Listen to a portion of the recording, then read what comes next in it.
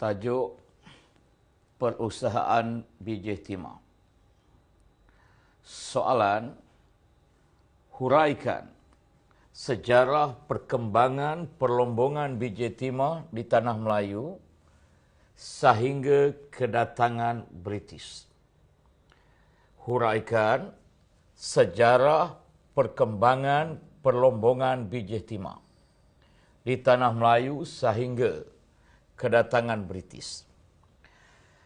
Jadi, soalan ini memerlukan kita menjelaskan sejarah biji timah dari peringkat awal hinggalah zaman kedatangan penjajah British. Pada peringkat awal, sebenarnya lombong biji timah yang ada di tanah Melayu adalah milik pembesar Melayu. Iaitu lombong-lombong biji timah yang ada adalah milik pembesar Melayu. Oleh yang demikian, kawasan perlombongan biji timah oleh pembesar Melayu dikerjakan ataupun diusahakan oleh buruh tempatan. Ini bermakna anak-anak muda Melayu zaman dahulu sebilangan kecilnya terlibat juga dalam bidang kegiatan perlombongan biji timah di mana mereka mengusahakan biji timah iaitu milik pembesar Melayu. Antara pembesar yang mempunyai kawasan lombong biji timah iaitu seperti Long Jaafar, Ngah Ibrahim, Raja Jumaat, Datuk Kelana dan Datuk Bandar. Kemudiannya, bagaimanakah cara masyarakat atau buruh tempatan mengusahakan biji timah itu? Jadi, kegiatan perlombongan mereka menggunakan teknik mendulang, iaitu di kawasan sungai yang berhampiran. Dan masyarakat Melayu pada waktu itu menggunakan biji timah untuk membuat peralatan seperti senjata, alat muzik, gendang dan gong. Ini adalah contoh peralatan yang mereka gunakan hasil daripada biji timah. Dan sekiranya biji timah ini terdapat lebihan, ia akan dipasarkan ke China, Jepun dan India. Bagaimanakah kaedah pemasarannya? Ia tidak dijelaskan dalam pelajaran kita.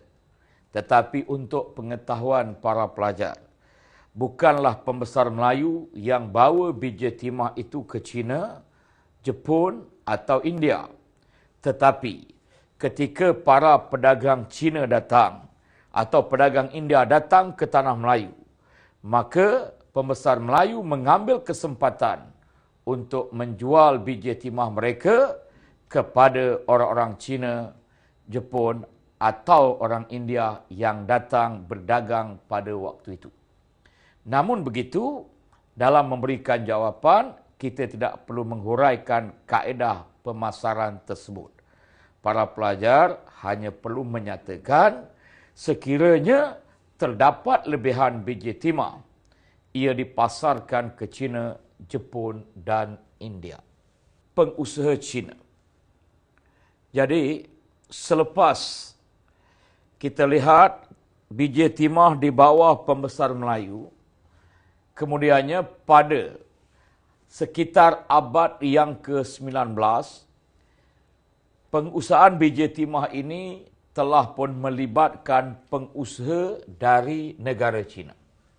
Jadi bagaimanakah penglibatan ini berlaku? Yang pertama perlu dijelaskan, penglibatan pengusaha China bermula sekitar abad yang ke-19. Namun begitu, kita harus faham, Iaitu pengusaha Cina ini adalah orang-orang Cina yang kaya.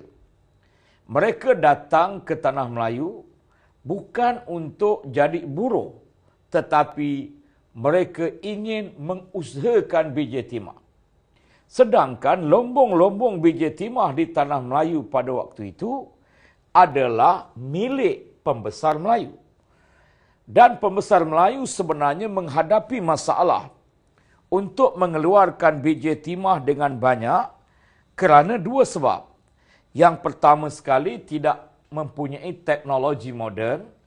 Yang kedua, tidak ramai anak-anak muda Melayu yang berminat dalam perlombongan biji timah.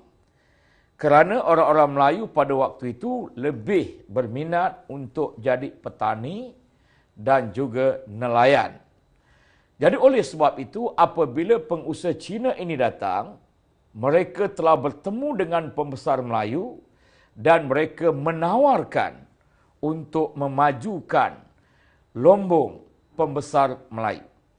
Jadi apakah yang berlaku di sini ialah setelah pembesar Melayu bersetuju, maka kegiatan perlombongan dipantau oleh pembesar Melayu. Kaedahnya ada dua cara. Yang pertama sekali, terdapat pembesar Melayu menggunakan kaedah. Yang pertama ialah pengusaha dari Cina dikendaki mendapat kebenaran dari pembesar Melayu untuk mengusahakan lombong atau kawasan perlombongan milik pembesar Melayu. Tetapi biji timah yang dikeluarkan itu, pembesar Melayu akan memastikan hasil biji timah yang dilombong dijual kepada mereka. Jadi istilah di sini ialah mereka gunakan istilah jual. Di sini para pelajar harus faham. Contohnya, katalah ini lombong biji timah milik pembesar Melayu A. Manakala B adalah pengusaha dari negara Cina. Jadi bila pengusaha Cina ini datang mengusahakan lombong biji timah, mengeluarkan biji timah milik pembesar A, maka hasil itu hendaklah dijual kepada pembesar A itu sendiri.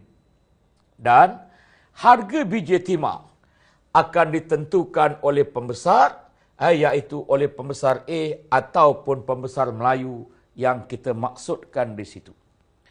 Ini adalah kaedah yang pertama.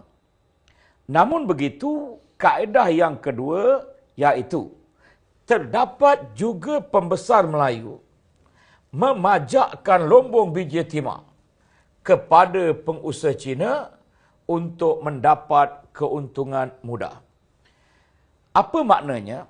Contohnya, B adalah pengusaha dari negara Cina. Manakala A tadi adalah tuan punya lombong iaitu pembesar Melayu. Apabila pengusaha dari Cina ingin mengusahakan lombong biji timah pembesar Melayu A, pembesar Melayu A akan buat suatu syarat. Contohnya, pengusaha Cina boleh melombong biji timah dalam tempoh tertentu. Katalah dalam tempoh 1 tahun. Namun begitu, pengusaha Cina hendaklah membayar kepada pembesar Melayu dengan jumlah yang ditentukan dan mereka boleh melombong dalam masa yang ditetapkan. Jadi itulah dia kaedah penglibatan pengusaha Cina, iaitu ada dua cara. Penglibatan British. Di awal abad yang ke-20, industri perlombongan biji timah dikuasai oleh orang Eropah. Jadi orang Eropah yang dimaksudkan di sini adalah British, kerana British yang menakluki tanah Melayu. Apabila datangnya orang-orang British, maka pemodal Cina tidak mampu bersaing. Persoalannya mengapa? Di sini ada beberapa sebab. Yang pertama sekali, British sebagai penjajah yang mempunyai kuasa, mereka memperkenalkan enactment untuk memonopoli perusahaan biji timah. Jadi, enactment memonopoli perusahaan biji timah ini hanya disebut sahaja dalam pelajaran kita. Bagaimanakah bentuk enactment ini tidak perlu dihurai dan kita tidak perlu mencari sumber lain untuk menghurai dalam memberikan jawapan peperiksaan nanti. Sekadar kita maklumkan, British memperkenalkan enactment. Enactment ialah undang-undang untuk memonopoli perusahaan biji timah. Kemudiannya, British telah pun memperkenalkan kapal korek sebagai teknologi baru. Dengan adanya kapal korek, biji timah telah dikeluarkan secara besar-besaran. Dengan itu, pengusaha Cina terus mengalami kemerosotan kerana tidak mampu bersaing. Akhirnya, dengan kedatangan British, perusahaan biji timah mula berubah dari insentif buruh kepada insentif modal. Kalau dulu, kawasan lumbung biji timah memerlukan buruh yang ramai, tetapi kali ini memerlukan modal yang besar, seperti penggunaan kapal korek yang kita bincang sebentar tadi.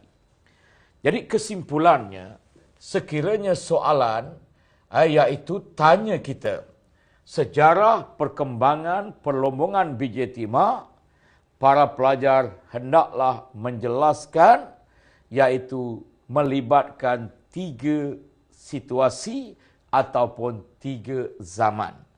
Yang pertama sekali iaitu zaman pembesar Melayu. Yang kedua iaitu zaman pengusaha Cina. Dan yang ketiga iaitu zaman British. Jadi itulah dia jawapan kepada sejarah perusahaan biji timah di tanah Melayu sehingga kedatangan British.